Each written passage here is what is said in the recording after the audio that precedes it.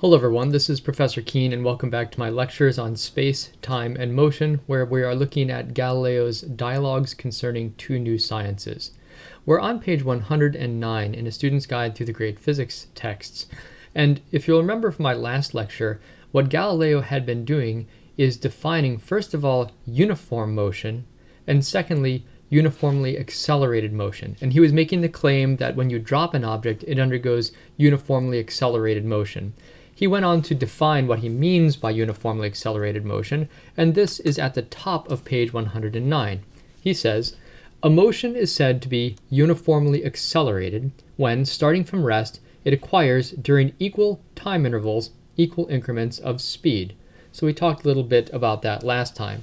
Now, what's coming up in the next couple of pages is that Sagredo and Simplicio begin to question Salviati. Remember, Salviati is representing the opinions of Galileo. They begin to question his viewpoint on falling objects. They challenge his assertions that this is the kind of motion that falling objects undergo. And so I'm going to read a short segment here, and I'll comment on some of these objections and how Salviati, or Galileo, addresses these objections. So, first of all, if you look at the top of page 109, Sagredo comes in and says, "Although I can offer no rational objection to this or indeed to any other definition devised by any author whomsoever, since all definitions are arbitrary, I may nevertheless without offense be allowed to doubt whether such a definition as the above, established in an abstract manner, corresponds and describes that kind of accelerated motion which we meet in nature, in the case of freely falling bodies."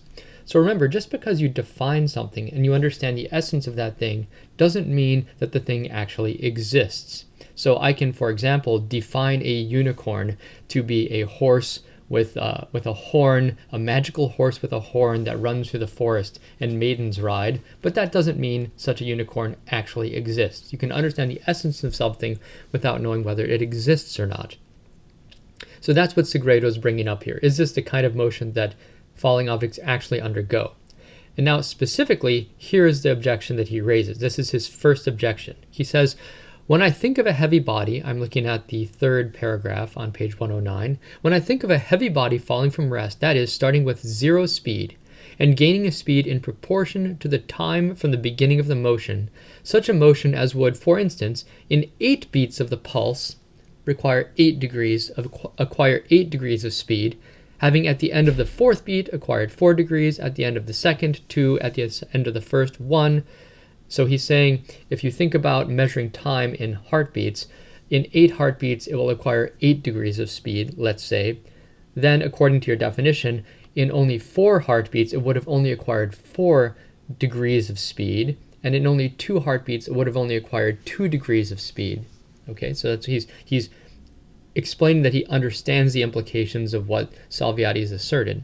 And then he goes on to say, "It follows, and since time is divisible without limit, it follows from all these considerations that if the earlier speed of a body is less than its present speed in a constant ratio, as Salviati is asserting, then there is no degree of speed, however small, or one may say no degree of slowness, however great, with which we may not find this body traveling after starting from infinite slowness, that is, from rest, so that if that speed which it had at the end of the 4th beat was such that if kept uniform, the body would traverse 2 miles in an hour, and if keeping the speed with which it had at the end of the 2nd beat, it would traverse 1 mile an hour, we must infer that as the instant of starting is more and more nearly approached, the body moves so slowly that, if it kept on moving at this rate, it would not traverse a mile in an hour, or in a day, or in a year, or in 1,000 years. Indeed, it would not traverse a span in an even greater time, a phenomenon which baffles the imagination, while our senses show us that a heavy falling body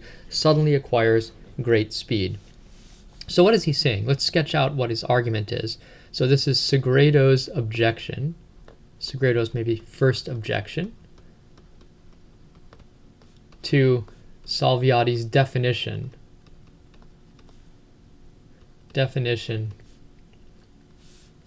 of naturally accelerated motion. That is, that naturally accelerated motion undergoes uniform acceleration, or objects undergo uniform acceleration. So here's objection 1.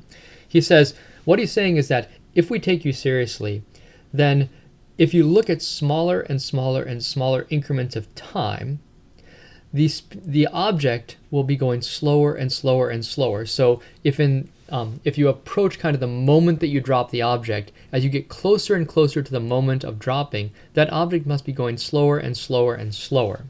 So since time is in principle or potentially infinitely divisible,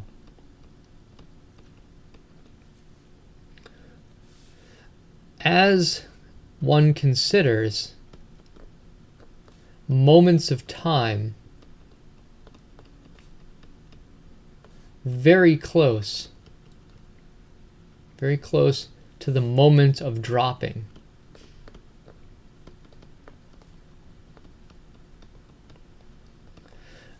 the speed of the object will be increasingly small, you might say. In fact, so small that it's practically not moving. It would be moving so slowly that it would not travel an inch in 1,000 years. And this seems to contradict common sense. So this implication, this seems to contradict common sense.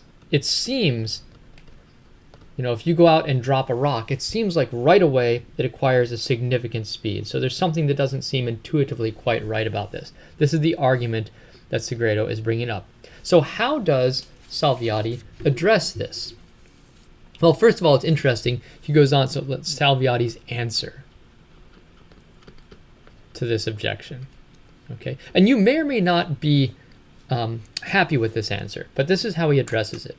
At the bottom of page 109, he says, "This is one of the difficulties which I also at the beginning experienced, but which I shortly afterward removed." And now he goes on to explain what it is that removed this objection in his mind.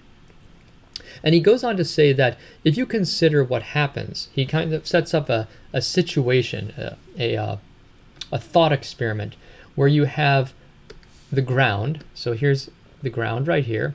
And let's suppose that you have a stake sticking out of the ground, like a tent stake that's kind of driven into the ground by some distance. Okay, so here's the stake.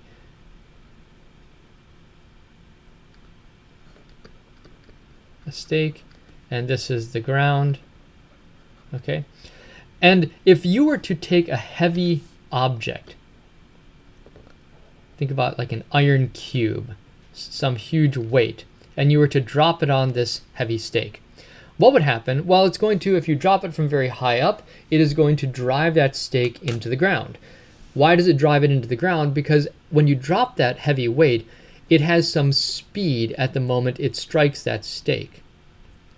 And the higher you drop it from, the more speed it has when it strikes the stake, right? So by measuring how far the stake gets driven into the ground, it provides a measure of how fast that weight was going when it struck it. Okay, so he's kind of setting up this scenario where we can think about ways of ascertaining the speed that this weight was going at the moment it strikes the stake. And then he goes on to say, well, what if you dropped it instead of from very high up, just maybe a foot above the stake? Well, then it's only going to drive the stake into the ground a little bit. Therefore, it must have only had a little bit of speed.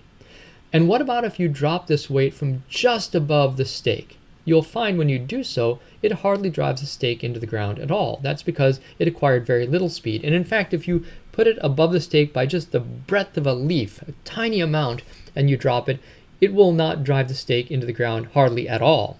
And this is evidence, he says, that this weight at the moment of dropping has very, very little speed, which is consistent with what he's arguing about the rate of gain of speed of dropped objects. So that's one of the ways he addresses this. You'll have to decide for yourself whether you think this is a reasonable argument and whether it meets the objection of Sagredo. So this is Salviati's answer number 1, okay? And he also offers another answer. So I'll say Salviati's answer number 2, okay? And again, you may or may not find this to be convincing, but he says instead of considering dropping an object, think about throwing an object up. And I don't remember if this is at the bottom of page 109 or maybe at the top of page 110. Let me jump ahead to see if that's where it's at. I think that might be where it is, but you'll have to double check yourself. Okay, and he says, let's suppose we consider, instead of dropping an object, throwing an object upward. So you take a ball and you throw this ball upward. Well, what happens when you throw a ball upward? Well, it rises for a while. I'll draw kind of a trajectory of it. Let's say we throw it off to the side a little bit so it's easier to draw it. And it arrives at a peak position up here, and then it falls back down, right?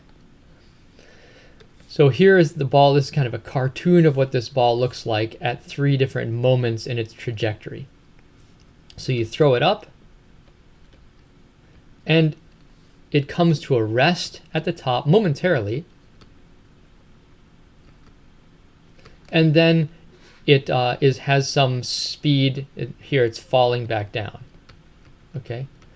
Now, what he argues here is when you throw this ball up, if it initially has some high speed, it's losing its speed as it's rising, and it has to lose every degree of speed, or it has to kind of go through every level of slowness as it comes to rest, because after all, it must come to rest at the top, momentarily at least.